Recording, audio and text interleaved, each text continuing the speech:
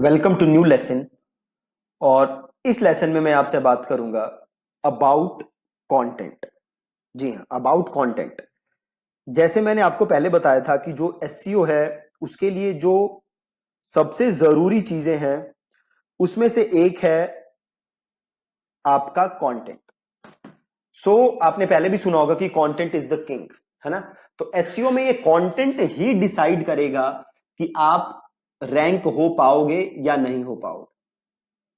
अब पहले क्या होता था गूगल पे कि आप बेकार कंटेंट डाल के भी रैंक कर सकते थे, but that's not the case at this moment. अब सपोज करो, एक सिंपल सिचुएशन लो कि आपकी ये वेबसाइट है, ठीक है। इनफैक्ट वेबसाइट रैंक नहीं होती, हमने बात की थी क्या रैंक होता है, वेब पेज। आपका एक पेज है और इस पेज को आप गूगल पे रैंक कराना चाहते हो। अब एक बात बताओ, क्या आप अकेले हो जो कि अपने पेज को रैंक कराना चाहते हो? Answer is no. आपके अलावा लाखों लोग और हैं जिन्होंने वेबसाइट बना रखी है, वेब पेज बना रखे हैं, कंटेंट लिखा हुआ है। सो अब गूगल के पॉइंट ऑफ व्यू से सोचो कि गूगल आपको क्यों दिखाए, उनको क्यों ना दिखाए। गूगल अल्टीमेटली क्या चाहता है? गूगल क्या चाहता है पहले तो ये समझो आप। गूगल चाहता है अच्छा यूजर एक्सपीरियंस। इसका मतलब क्या है? अब एक बात बताओ, गूगल कोई बार बार क्यों यूज करता है? गूगल कोई बार बार इसलिए यूज करता है कि वो जो प्रॉब्लम का सॉल्यूशन ढूंढ रहा है वो सॉल्यूशन उसको कहां मिलता है? गूगल के ऊपर। तो गूगल पे सर्च करता है, गूगल उनको वेबसाइट्स रेकमेंड करता है जहां जाके उसे सॉल्यूशन मिलता है। अब अगर किसी बंदे को गूगल पे वो सर्च करे और उसको सही सॉल्यूशन ना मिले, उसके प्रॉब्लम्स के जवाब ना मिले, तो क्या लगता है आपको बार बार गूगल यूज करेगा? Answer is no. और अगर वो बार बार गूगल यूज नहीं करेगा तो किसका कस्टमर निकलेगा हाथ से? गूगल का। फिर गूगल को लॉस होगा, राइट। तो गूगल अल्टीमेटली चाहता है कि उसके यूजर्स का एक्सपीरियंस अच्छा हो।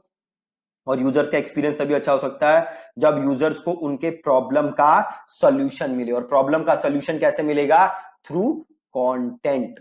ठीक है जी। तो आपको करना क्या है, आप जिस भी प्रॉब्लम का सॉल्यूशन दे रहे हो या जिस भी क्वेश्चन का आंसर कर रहे हो या जिस भी कीवर्ड के ऊपर आप कंटेंट लिख रहे हो, वो अल्टीमेटली यूजर की जो रिक्वायरमेंट है उसको सेटिस्फाई करना चाहिए। अगर आपका कंटेंट यूजर के रिक्वायरमेंट को सेटिस्फाई नहीं कर रहा, यूजर की नीड को सेटिस्फाई नहीं कर रहा, तो आपका कंटेंट कभी रैंक नहीं हो सकता। तो ये बहुत ही जरूरी है कि आपका कंटेंट यूजर के सवाल, उसके प्रॉब्लम, उसके जो भी वो ढूंढ रहा है उसको सॉल्व करे। ठीक है। एक और यहां पे सवाल उठता है कि काफी लोग कहते हैं कि भैया कितना बड़ा कंटेंट लिखना चाहिए, 10,000 वर्ड का, 5,000 वर्ड का। काफी इस पे रिसर्च भी आती रहती है। आप बहुत लोगों से सुनोगे कि भैया 10,000 वर्ड का कंटेंट होना चाहिए, 5,000 वर्ड का कंटेंट होना चाहिए। रिसेंटली गूगल ने एक जवाब दिया है, एंड अकॉर्डिंग टू गूगल आप कितना बड़ा कंटेंट लिख रहे हो वो मैटर नहीं करता। अल्टीमेटली मैटर क्या करता है? तो मैटर ये करता है कि जो आप यूजर की प्रॉब्लम का सोल्यूशन दे रहे हो, क्या वो सोल्यूशन आप सही से दे रहे हो या नहीं दे रहे। अगर वो सोल्यूशन 100 वर्ड्स में हो सकता है तो 100 वर्ड्स।